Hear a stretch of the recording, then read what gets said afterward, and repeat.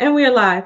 Hi, good evening, everybody. Welcome to She Built It Boss Lady Chronicles. I am Dr. Sharita Gaskins-Tillett. I am your host, and this is the show where we feature the amazing stories of women who are owning their power to transform their lives. And I am super excited about tonight's guest, particularly because this is the holiday season and it's Christmas week in particular. And I think our subject matter is so appropriate for this season. So I'm just going to give a couple of minutes for others to log on while we're waiting. If you are watching us live, please say hi in the comments. Put your questions in the comments. We're happy to answer questions. If you're watching the replay, hashtag replay.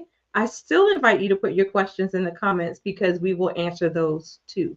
And then also while we're waiting, I want to remind you guys that we are having an in-person live event on Saturday, January 17th, our third annual brunch and vision board party here in Maryland, where I reside. So if you are within driving distance of Maryland and you want to have a fun, relaxing, inspiring, very delicious food and drinks afternoon with us, we would love to have you. I will put the link in the comments. And we're actually having a flash sale in honor of the holiday. So tickets are $15 off through midnight on the 26th. So if you were thinking about brunch and you wanted to get a discounted ticket today, tomorrow, and Friday would be the hold on, I missed a day. Anyway, between now and Friday, get your tickets. And Oh, I again, wish I'll I put was that. in Maryland so I could come to this brunch, but Yeah, I wish you were too. All right, guys. So we're going to go ahead and get started. I'm going to introduce tonight's guest, and you'll see in a second why I say it's so appropriate that she's here with us this week. So we have joining me tonight Dr. Makda Majette. She is a board certified family medicine physician, best-selling author, improv comic, and the host of the Embracing Joy podcast. A recognized leader, she's received honors such as Emory University's 40 Under 40 and Brickell Magazine's Top 20 Under 40.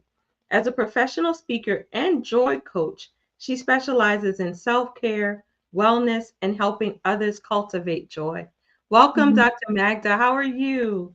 I'm doing great. It's such a pleasure to have you and to be here with you today, really. Well, thank you so much for joining me. I was super excited to have you. And like I said, especially this of all weeks, because you are a joy coach and this is the season for joy. So I am very excited to hear about that because I didn't even, until I met you, I'd never even heard of a joy coach. And you guys, I know Dr. Magda in real life. And so I have to tell you, she is like the most joyful person I have ever met. She just exudes joy. So Mhm. I'm really excited to hear about her journey and to hear how we can bring more joy, not just during this season, but to every day of our lives. So, I usually like to start by asking you to kind of take us through your journey in medicine. Did you always want to be a physician? How did you come to choose family medicine? Okay. Well, starting with my journey in medicine was I had childhood asthma. So well, I had an introduction to doctors from that young age because I had a childhood kind of asthma attack where I had an emergency room visit, and I saw how the doctors were able to help me. I was very little, but very impressionable, like 5 or 6 years old. And from then on, I also loved my primary care provider, and I loved that he saw me regularly every year and that he saw me grow, and I wanted to be in a field where I saw I was able to be that person for patients, where I could help them in their time of need, and that I could also be there regularly to see them along their life journey. So, um, so my journey to medicine was I knew that was a what I wanted to do from a young age. And then I also had encouragement, thankfully, from my community, my family. They said, "Oh, you can be whatever you set your mind to." Even though we did not have doctors in my immediate family, they still encouraged me to pursue that. So I did a lot of programs like pre health programs from a young age. it wasn't necessarily for medicine, but it was like for pre-health fields where we saw what a phlebotomist does, what a nurse does. So we saw those fields, but I didn't see what a doctor actually did as far as shadowing a doctor up until college age, and that's when I was able to shadow a doctor and see what they do and kind of see that that field was for me. And I have always had a passion for people and for interacting with people. So I knew I wanted to look for a field where I had the opportunity to meet different people, to learn their stories, because I think the stories are so important, Yes. and to help them and guide them along their path as best as I could with the knowledge that I had. So that's kind of pursued me into following medicine, and then family medicine is just that too. I talked about an experience in my essay to become a doctor. There was an experience I had with study abroad. So I was actually an international studies major. Oh, okay. Yeah, because That's my different. dad, yeah, it was different because my dad was a diplomat when I was young. And so we lived abroad. We lived in South Africa for 4 years when I was younger. And so because I was thinking I may go along that route too, or do medicine because they both involve a lot of like communication and dealing with people from all different backgrounds.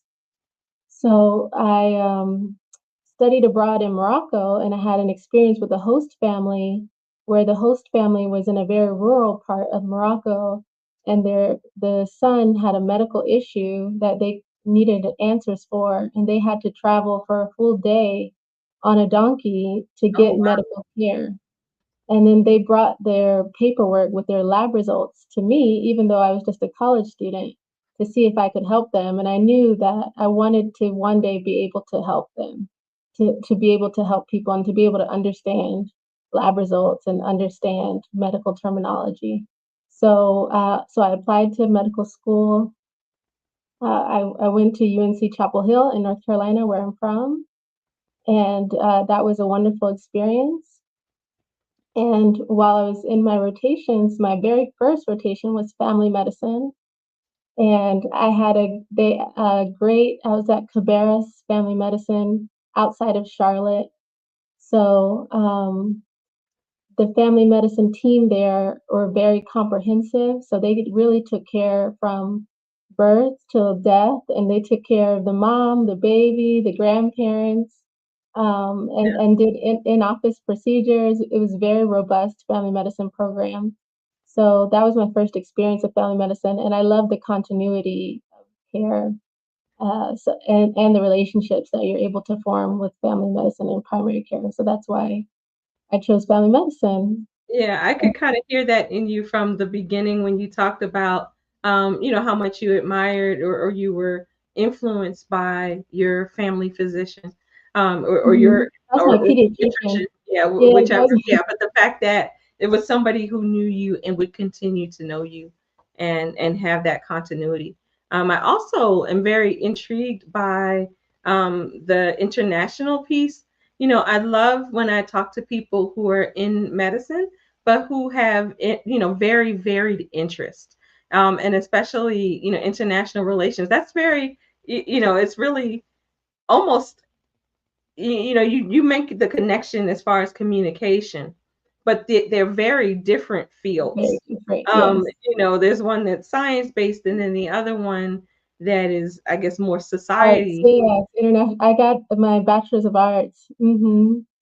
Yeah, but I think it's good though because then you bring all those skills to bear in your interactions with patients. And so I do think that when we pursue other areas, it only helps to strengthen us as physicians and clinicians because, we're not one dimensional. We have so many different sides. And so tell us now, are you practicing family medicine currently? Yes, I'm currently practicing family medicine in Miami. Okay. Now, Mhm. how does joy figure into all of this? Because that's the thing that really, kind of drew me to your story is this whole concept of being a joy coach. So why don't you tell us first, what is joy? What is a joy coach, and how did you come to be a joy coach? Wow. So, okay. Thank you for asking me those questions. So, first of all, what is joy? Joy is an emotion of, it's an emotion, but it's also a state of being that you can have in terms of, regardless of circumstance, it's a level of feeling content and feeling, um, this is my definition, not Yeah, Webster. sure, sure. And Okay. I was looking for your definition. Yeah, yeah, yeah, but it's regardless of circumstance, it's a feeling of being content and almost elated and thank and you can also have the feelings that help joy are feelings of gratitude, feelings of peace. They help us feel more joyful. And so why joy? So how did you come to focus on joy? So for me, I started to focus on joy. I was trying to figure out a topic for a podcast. That's how I come to Hmm, focus on joy. So I was okay. thinking, I knew I wanted to start a podcast. But I was thinking, what am I passionate or interested in talking about? And I was already doing the improv comedy, and I was thinking about the state we're in society as far as like there is an epidemic of unhappiness, especially Mm, among young people, yes. especially among people who work stressful jobs, who are high achieving, who have accomplished a lot, but they still have a lot of unhappiness and the lack of joy. So I wanted to, and I've experienced that myself, having had experienced uh, almost like burnout type symptoms, like feeling unfulfilled after Hmm. reaching a certain point in your career or reaching a certain point in life and having that feeling of unfulfillment, like what can um, you know, finding that finding that those feelings and that stress. So I wanted to create a podcast that combats those feelings with joy because we don't see it too often spoken about, and I'm more passionate about. I was like, what can I actually talk about or be passionate about, and that other people would like to listen to as well. And I thought joy because we need more, especially in professions like physicians and lawyers and doctors and everyone really, but especially high achieving people who work hard to serve others, but they sometimes feel like their joy gets depleted in the process. Yeah. So then you mentioned that you had a season of maybe burnout or disillusionment or something in that neighborhood. Was it joy that helped to bring you out of it? So a lot of things helped to bring me out of it. So one was the support of my community, my husband, my family. Two was traditional like medicine, like the help of my physicians. Um, Three was, getting a closer relationship, spirituality, relationship with God. Four would be taking active. It's not, and these are not in the exact order, of Sure. course, but four would be taking active steps to realize like what makes me happy, what are the things that bring me joy, and to incorporate those not into just the but to incorporate those every day. Like, oh, what's my favorite color? Do I have that involved in my day? What's my favorite thing to eat? Do I have that involved in my day? What things that also make you happy that you can involve in your day, in addition to your regular exercise, eat well, sleep, and everything else, which you have self-care, Yeah. so prioritizing self-care helped a lot as well. So that's probably number 6. Yeah, I love that you mentioned knowing the things that bring you joy. And I think that a lot of times we get lost in our own lives and we don't, like we lose touch with ourselves because we're so busy being pulled in this direction and that direction that we don't know anymore what makes us happy. What foods do I like? How would I spend my day? And so it's so important that we take time to, kind of pause and breathe and spend time with ourselves, just getting to know ourselves. I Hmm. think that that goes a long way in our self care and apparently in bringing more joy to our days. It does. It does. Knowing your favorite things, things that you hope for, things that you're looking forward to seeing. Right. And then also being intentional about incorporating those things into your life. So, it's one thing to know that you like them, but it's another thing to give yourself permission to make it a part of what you do. Because again, I think, for a lot of the things that we like, we see those as frivolous or extra or things that we can get to when we're done with our responsibilities. But I think um, being able to access those things on a regular basis actually helps us, it gives us the fuel that we need to keep going. Definitely. And we need, yeah, we need that fuel. Like we are built on, having that hope throughout the day. Like, oh, I'm looking forward to this. I'm looking forward to that, throughout the Right, day, exactly. throughout the month, throughout the year. But you to keep having things that you're looking forward to. For sure, for sure. So you mentioned that you were doing improv before the joy work. I'm curious about the how the improv weaves into the story.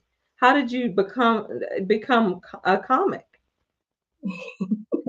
Well, yeah, it's a funny question to ask because it's like I don't see myself as a comic fully, but Okay, I am because I do improv comedy. okay. So, but when you're a physician, you just see yourself only as a physician. Like So that's you're a you. physician who does improv comedy. You're not a comic.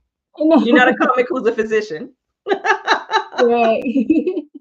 Right, right, right. So how that came to be was I was already working as an attending physician, and had a time where I was in between.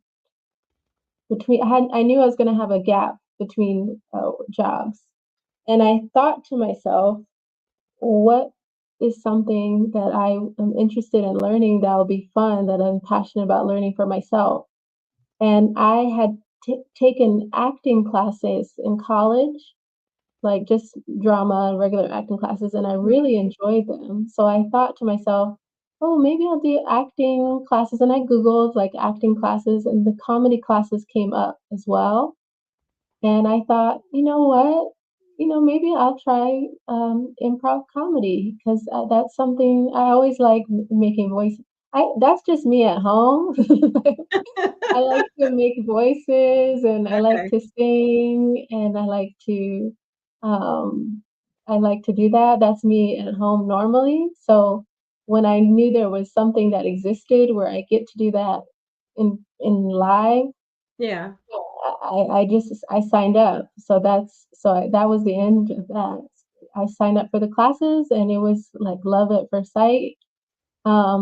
It also there's certain things that really uh, fascinated me and helped me as far as feeling more joyful with doing improv are it helps you one realize that you are supported because whenever you say something in improv, your partner or your scene partner will do a yes and. Would you hear Mhm. commonly? So it's a yes and. So you're supported in the scene so that the story can go on. There's no right or wrong answer. It's just the next best story. And the other thing about improv is, yeah, there's no mistakes. So it's Mhm. just you're just there for it's just there for pure. fun and to see what you create. And you're able to create some beautiful stories there. Then it's based on like the relationship between the people there. You can create imaginary scenes and relationships between the scene partners that can kind of be amazing for that short minute or two or 3 minutes, and then it disappears, and that's the next scene. But it's really incredible, and it's a good way to get out of your head. For people who are scared of public speaking, it's a good way to practice public speaking. It's also a good way to learn listening skills because the key thing about improv is active listening to your scene partners. I think so. Yeah. All of those skills made me really excited about it and want to learn more about it. So I really just continue to progress with my knowledge there. It also sounds like it would be really good, just life training, Hmm. to just kind of go with it and to recognize that there are no mistakes, that you can always kind of redirect or move forward, and the scene will eventually change. Yes, Do it you is good find life training. Yeah, do you find that it gives you more courage in other areas of your life? Well, I think it gave me the courage to start the podcast, which I did after. It wasn't before I did the improv, it was after. And it also gave me more courage um, to speak up more in different avenues, I would say. I can't think of a specific example, but I think Sure. it does encourage me because you realize that, what's the worst that can happen? Someone say no, even though I learned that lesson before, you learn it again with improv. It's just that you realize that most people are going to be supportive. Yeah. Yeah, and that again, it's a very good parallel to life, because I think most people are supportive, but sometimes we're afraid to put ourselves out there, or afraid to try new things because we think we're going to be judged, or we think we won't have help, or we think each decision that we're making is like the end of the world, when almost no decision that we make is final or has to be final. We can always rewrite the story. Hmm. Yeah. We So can. now, I want to get back to the joy coaching piece.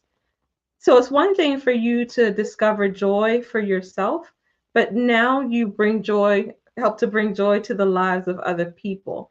How Mhm. did you make that transition, and why? What was your inspiration for that? Well, I had the podcast now has been going on for over a year. So the podcast and the YouTube channel, Embracing Joy. So I thought, yes, that those resources are good, but what can I offer as far as to see real transformation in clients? Because, as a physician, I'm used to seeing like you see your patient one to one and you're able to see them improve and you see that improvement and you can see the transformation. So that's why I decided to offer one-to-one coaching as well. I've done a few like master classes with Mhm. just helping people with their definitions of joy, so that they all have their own personal definition of joy that they can live with and stand by. And then that encouraged because of that. I also saw some feedback that people wanted more one-to-one because of their own personal um, journeys and their own relationship with joy. So what do you do? What's your curriculum like? What's my curriculum like? Yeah, I So mean, I know we you have mentioned, you talked about gratitude, and you talked about, I guess getting in touch with yourself and the things that bring you joy. But how is it structured? How long is it?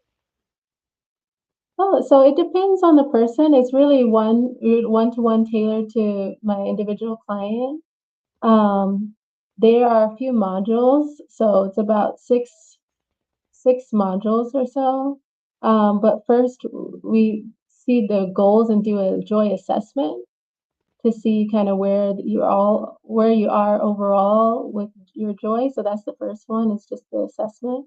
Hmm. And then we go through the definition of joy, and then we go through gratitude, and then we go through self-compassion, and several different areas specifically that are components of joy to lead a more joyful life.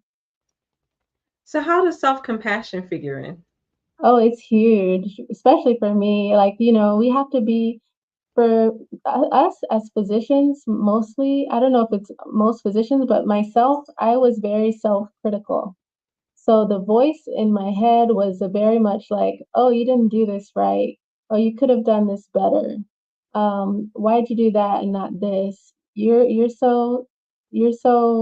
not smart, or you're incompetent." So that was the voice in my head for a long time. So I had to learn to treat myself better and to be my own best friend, to say, "You know what? I'm not going to speak to myself that way because I wouldn't speak to my best friend that way." Yes.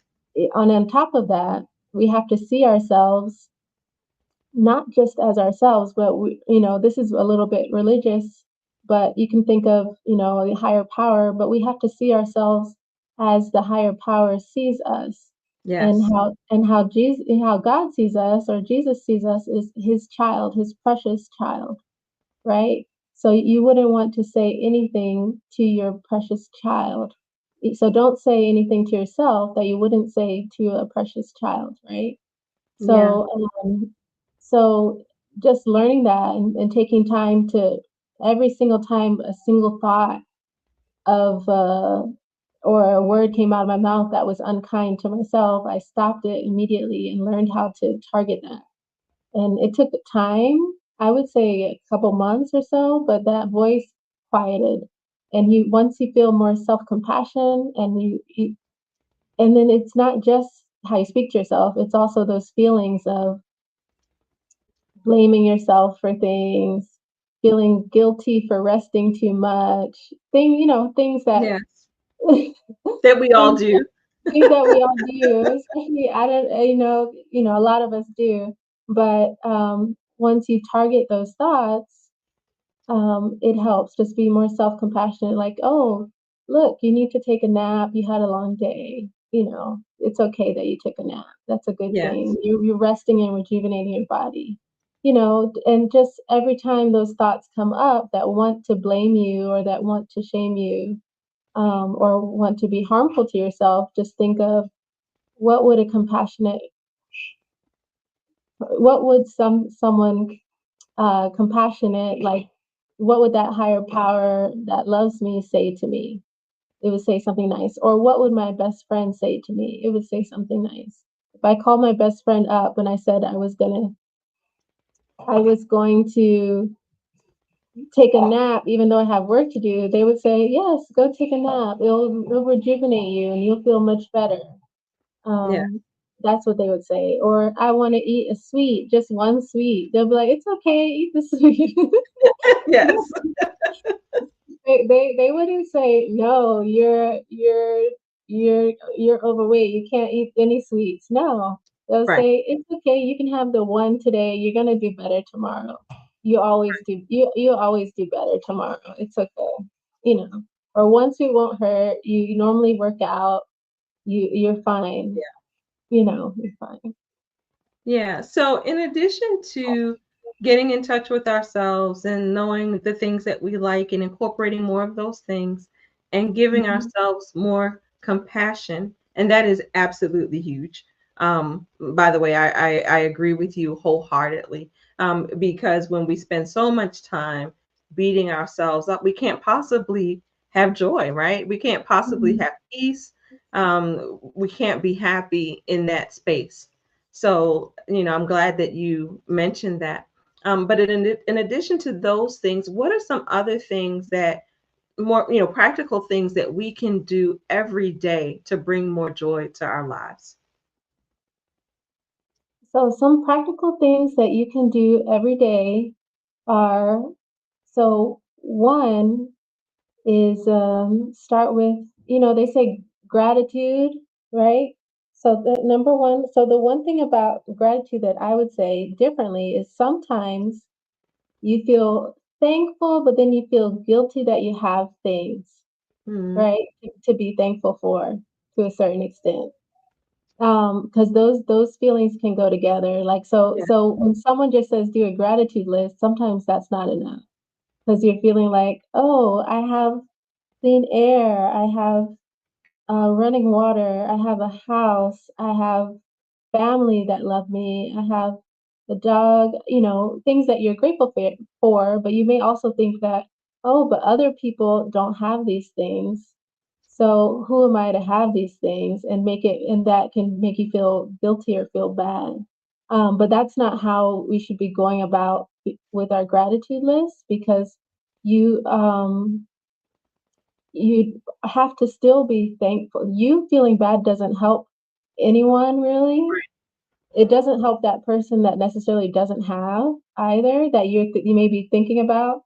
So it's being grateful and just being grateful in itself because that's it's more than enough what you not more than enough what you have, but what you it's not what you do necessarily. You have more. We all have more than we deserve in a way, Hmm. but but we have to have that belief in the higher power. Always comes back to me is that that there's still an abundance of what it can be offered to you. Especially when you're thankful for what you have, you're able to get more and receive more. And I'm trying to explain this concept. So, Honestly, it almost sounds like there's a worthiness component to it. That right. that we have to feel worthy Hmm. and recognizing that we are inherently worthy. Right. That's what I tell my clients, my ladies at the retreats, that you were born worthy. You don't have to prove yourself. You don't have to earn anything. That's it. And we've Yeah, been taught that we have to earn things so much that when we receive things, we still feel that we didn't earn it enough. right. But you're more than worthy and deserving because like you're deserving of even more than what you have. You're worthy of even more than what you have. But you just have to being thankful boosts your mood. It helps with sleep. There's a lot of studies that show it helps with sleep, it helps with your mood overall, it helps fight depression. So just having that gratitude list, you could keep 5 things a day that you're thankful for at night. Like, oh, it could be simple things like I'm thankful that I'm breathing well. I'm thankful for that my organs are working well. I'm thankful um, that I'm alive today, another day, thank God. And whatever it is that you have so much to be thankful for.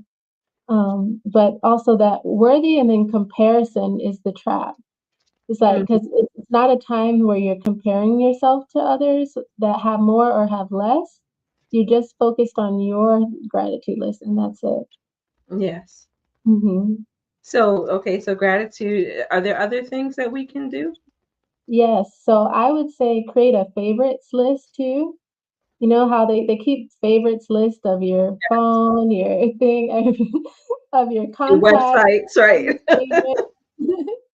Create a favorites for yourself too, like who's your favorite comedian, so when you're down, you watch something funny.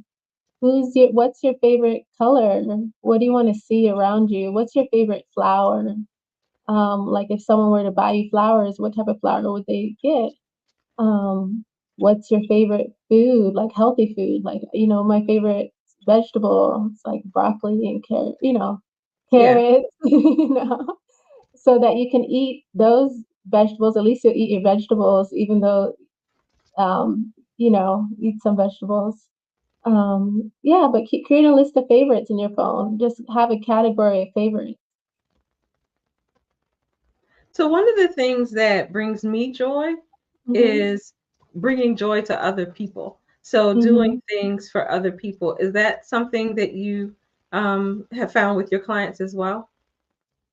Definitely, definitely. Like seeing other people smile and helping other people feel joyful or gift giving is definitely something that I've seen that helps the clients as well. And it helps us as people in general because everybody has their own like love language too. So that plays a part in how you receive joy, receive gifts. So where do you see this going? This whole all of this together. Do you see yourself continuing to practice medicine, be a physician who's an improv comic, and a joy coach, or do you see yourself at some point kind of veering into leaning into one more than the other, or going in some other directions? Well, I see myself practicing medicine for now. I would say I see myself practicing medicine. I do the improv comedy more for fun. Hmm. It's not like professional. Even yeah, it's not like professional. It's more for fun, and it's part of something that sustains my joy.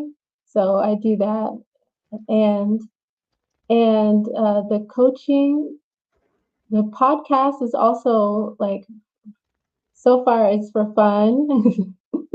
Yeah, it's been a lot of fun to have the different guests, and it's also because I see the importance because we actually are in the epidemic of unhappiness. It's a Yes. global epidemic right now. So having more voices spread encouragement and joy, especially from professionals throughout, towards the public, I think is so important. So I'll continue with the podcast.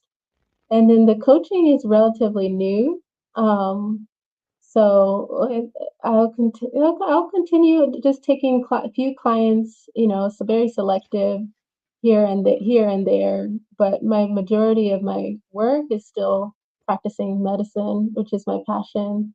It's all my passion, but in different ways. Yeah, yeah, I can see that, Mhm, and I can see how they each feed a different part of you. But mhm, I think that that's a very important lesson. Again, I mentioned earlier that we're not one dimensional, mhm, that we do need to give ourselves permission to pursue other interests.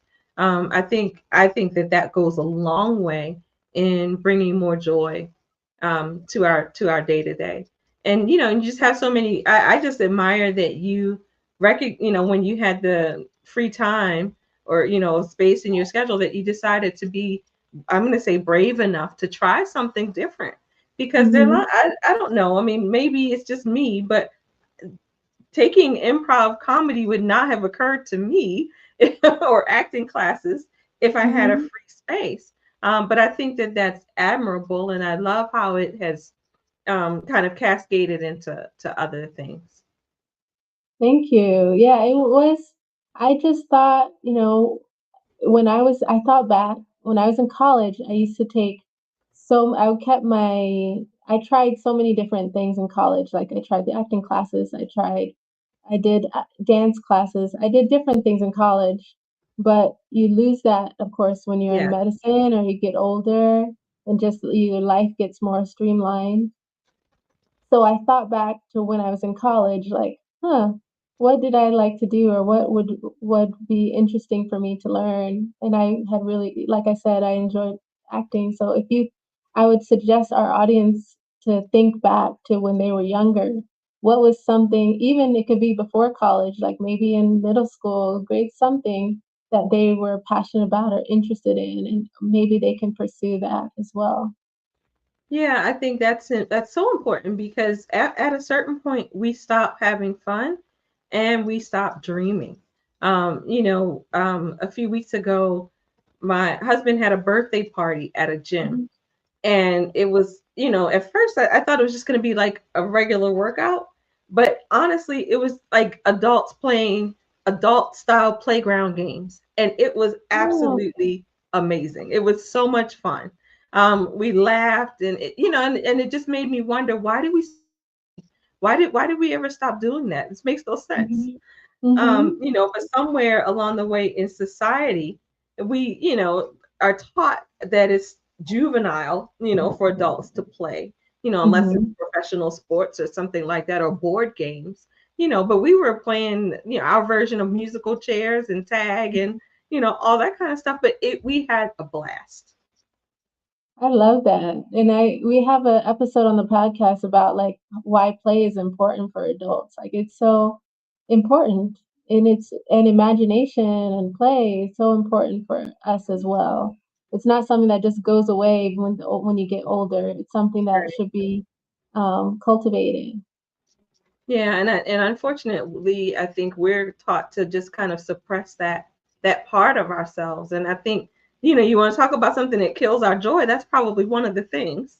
Hmm. Not even acknowledging those parts of you, because it's a need for everything else. I definitely agree. Yeah. So we're running out of time, but before we go, I want to know how we can find your podcast. Tell us the name of the podcast again, and on what platforms we can find you. And if people are looking for more joy and they want to connect with you as a joy coach, how can they get? Sure. Oh, I think we are okay. It was a quick freeze, but definitely. Yeah, there was. Definitely. So you can find the podcast on Spotify. It's called the Embracing Joy podcast on Spotify. We're also on YouTube. It's under my name on YouTube, Makda Majette, Dr. Makda Majette, and then it's Embracing Joy on YouTube. Also, as that's where you can find the podcast. The If you want to work with me, you could find me on my Instagram, which is at Doc Majette. It's at symbol DOC Majette, Majette, on Instagram. There you'll find my landing page. It's and it'll be linked under my bio. And we will put all of that contact information in the comments and the show notes.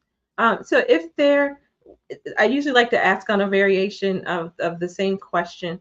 So if Mhm. there is a professional woman who is struggling with her joy, who's really feeling an absence of joy, what is the first step you would encourage her to take to begin to infuse joy back into her life? So the first step I would encourage her to take is to realize that she is one, not alone, in that struggle, that there's many women that share her same sentiments. And the second step I would want her to do is to think about how she sees herself, which is back to the self-compassion piece.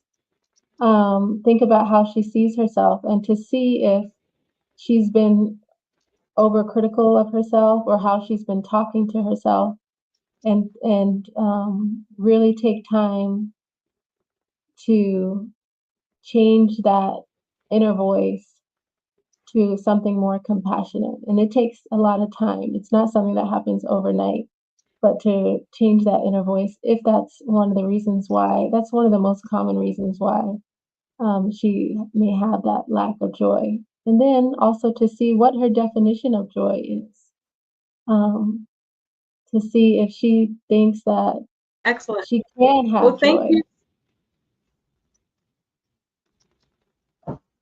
Okay. I Yes, just think to know that it's we're having, possible. yes, it's Mhm. possible for all of us. For all of us, All of and us can have joy. especially in Christmas, we have to Yeah, spread joy in Christmas. yeah.